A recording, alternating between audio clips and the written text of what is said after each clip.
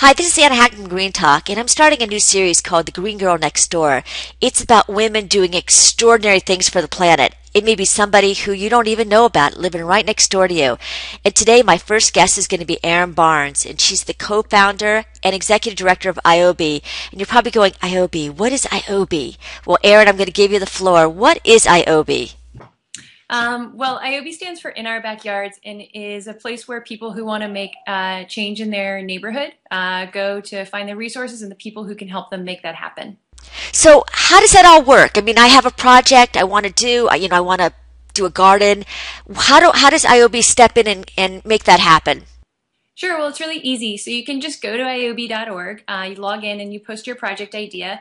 And from there, you can start raising tax-deductible donations, connecting with volunteers in your neighborhood, and sharing your ideas back to a like-minded community of people who are also trying to make similar type of change in their neighborhood. Now, I also see on your site that you have a list of like people that are helping to fund some of these projects. How did that happen? I mean, what was the impetus behind, creating ioby?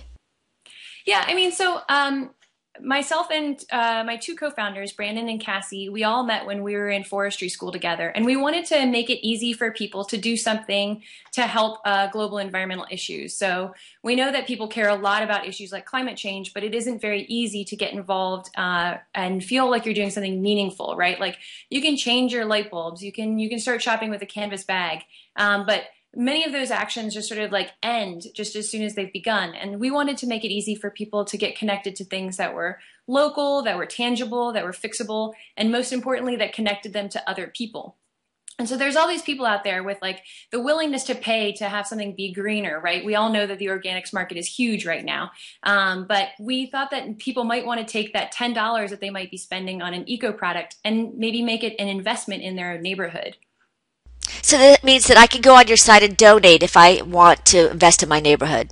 Absolutely, yeah. Now, how about the big projects? I mean, $10 goes part way, but I saw on your website. I'm going to actually flip to it right now. Sure. Let me just scroll up so people can see.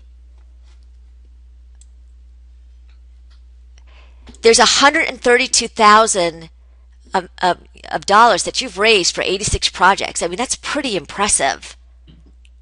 Yeah, I mean, so that's the total amount of micro philanthropy that's been given in like $10 and $20 donations across New York City so far. And that's fully funded 86 projects in the 5 boroughs, which is fantastic. And it's really interesting. So we started off having very, very small projects. So people were raising money for like trash bags and gloves and things for, trash cleanup at the beach. Or a park conservation day. And we're seeing these projects get a little bit bigger now. It's very interesting. We even have one project that's to completely clear out 3 adjacent lots in Brooklyn and turn them into movable farms. And that project is the biggest one we've seen so far. It's for $16,000 to do that. And how do you get like funders, like big funders to come and help you fund these projects? Well, there are actually really none of them are big funders. At times, ioby brings in matching funds that come from institutional funders who are interested in supporting the environmental grassroots. But for the most part, all of that money is coming from citizen philanthropy. So those are just people like me and you who just want to see our neighborhoods become a little bit stronger and more sustainable. And what's kind of the takeaway that you found from this project? I mean, people talk about doing things or creating projects or companies and they're kind of like overwhelmed by it. You did it. So what kind of takeaway do you see that you can give people to encourage to follow their dreams or their passions to do something good for the environment? Sure. I mean, well, I think that the 2 biggest things that I've learned during this process, and I think that Brandon and Cassie would say the same things, is that one, you should always ask people for help and for advice along the way. When you're trying to start a new company or nonprofit, you should just ask people for advice and people will be happy to help you. And the second thing that I've learned along the way is that the environmental community is, in my experience, extremely collaborative, and that most of our success has been built upon the partnerships that we've had with other nonprofits in New York and working in the environmental sector. And we couldn't have done it without the support of the rest of the community. Do you see that ioby could be spreading across the country and not just in New York? Yeah, so we founded ioby to be a national organization, and actually, the New York City pilot phase ended with the end of 2011. So it's a great new year for us at ioby, and we're very excited to be soon making an announcement about how we're going to grow. But if there's anybody out there who lives in another city that's interested in starting a project or finding out how ioby can come to your hometown, they should definitely give us a call or just email us and let us know, and we'd be happy to talk about it. And go ahead and give us your website address as well.